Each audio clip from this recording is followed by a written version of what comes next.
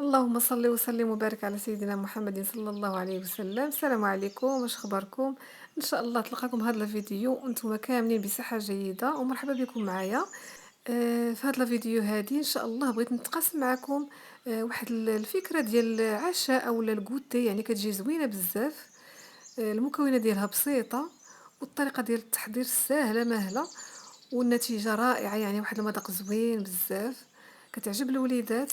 كتجي تقريبا بحال الفكره ديال البيتزا السائله، يعني بحالها. كتكوني حره في المكونات اللي بغيتي تدخلي فيها لداخل. المهم بقاو معايا ان شاء الله باش تشوفوا المكونات مع طريقه التحضير، وما ننساش نذكركم بسبسكرايب لايك والجرس لكي يصلكم الجديد. مرحبا بكم معايا. نشوفوا دابا المكونات مع طريقه التحضير. عندنا الدقيق، يعني 2 كيسان ديال الفورس مع 2 خمارات، 4 ديال الحبات ديال البيض، كاس ديال الحليب، نص كاس ديال الزيت، كاس ديال الياغورت. بالنسبه للحشوه فكنديروا اللي بغينا، يعني كتبقاي حره ديري اللي بغيتي. انا درت هنا الطون، يعني درت هنا الكاشير والفرماج احمر، ودرت يعني الطون مع مطيشه مع الزيتون الاسود والاخضر والفلفله. ممكن ديري الانواع ديال الفلفله والتوابل، يعني ملحه، ابزار، سودانيه وثوم مجفف. كما كتشوفوا معايا هنا كناخذوا يعني زلافه اللي غادي نخلطوا فيها المقادير. كنديروا البيض، كنحركوه مزيان، كنضيفوا ليه كاس ديال الحليب. القياس اللي كناخذ انا هنايا هو الكاس ديال العنبه. غنزيدوا عليه ياغورت طبيعي بدون سكر.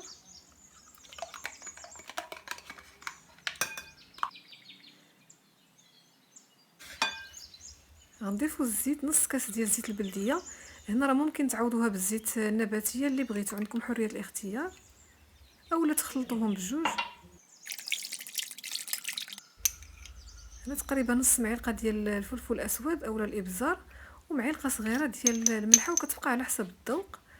تقريبا نص معلقه ديال السودانيه، مع تقريبا واحد معلقه صغيره مع مرش ديال الثوم المجفف اولا الثوم بودره. ايوا كنخلطوا هاد العناصر مزيان. وهنا غنبداو نضيفو في الدقيق. هنا كما قلت لكم 2 كيسان ديال العنبه ديال الدقيق الابيض الناعم او الفورس. كندير واحد الكميه ونضيفوا عليها الخميره، 2 ديال الخمارات، يعني المجموع ديالهم 16 غرام، 8 غرام في الوحده. وكندمجوا هاد العناصر هذه مزيان، كيجي القوام بحال ديال الكيك. هنا دابا غنبدا نضيفو في المكونات اللي كنضيفو لهاد الوجبه هذه. عندكم حريه الاختيار كما قلت لكم، اللي عندكم غادي ديروه. كنديروا الزيتون، يعني خديت انا الزيتون مقطع وضفت ليه الزيتون الاسود قطعته صغير. فلفله خضراء، ممكن ديروا الالوان كلها، يعني الحمراء والصفراء ايضا. واحد الحبه ديال المطيشه، يعني قشرتها وحيت ليها الزريعه وقطعتها صغيره. هنا غادي نضيف واحد العلبه ديال الطون، درت انا هنايا علبه ديال الجولي، ديك العلبه الكبيره.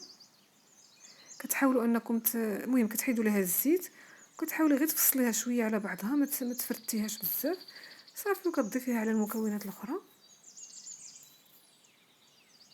ممكن ايضا تعوضوا يعني هاد الطون بشرائح ديال قطع ديال الدجاج، يعني كتشحريهم وتضيفيهم يعني بلاصه الطون.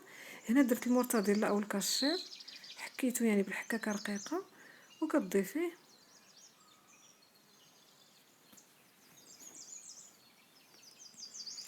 الجبن الاحمر اولا الفرماج الاحمر، يعني كنضيف واحد المقدار، كنديرو من الداخل، وواحد اخر غادي ندير واحد شويه من الفوق. صافي كندمجوا هاد العناصر هادو كلهم بهذا الشكل هذا. هنا غادي نوجدوا الاناء اللي غادي نطيبوا فيه، او المول اللي غادي نطيبوا فيه هاد الخليط هذا. انا خديت المول العادي، يعني داك طاوله الفران، القطر ديالها 30 سنتيمتر. وكنفرش ليها ورق الزبده اولا ورق الطهي، وكندهنوها بشويه ديال الزيت صافي. وكنكبوا هذاك الخليط.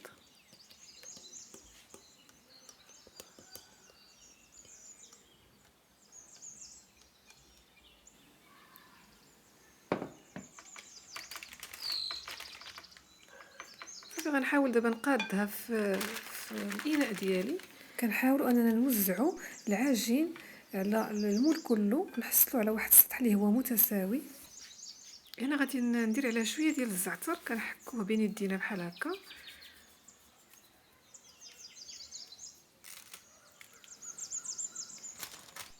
هنا خديت الفرماج اللي بقى ليا وغادي نديروه من الفوق. الفرماج الاحمر ممكن ديروا الموتزاريلا اللي بغيتو. المهم كتبقى هاد الوجبه هادي يعني على سبيل التغيير، كنبغيو بعض المرات شي حاجه خفيفه في العشاء هكا في الكوتي. هنايا غادي نشعلوا الفرن، يعني كنشعلوه يكون ساخن وكنحطوها. القاعده انها كطيب من التحت هو الاول حتى كتنفخ يعني كتاخذ اللون من التحت، كتبان لك الحموريه بدات من التحت، عاد كتشعلي عليها من الفوق صافي، كتخليها كتاخذ اللون الذهبي ديالها صافي، وكتقدم بهذا الشكل هذا. انا المهم قطعتها بهذه الطريقه هذه على شكل يعني مربعات.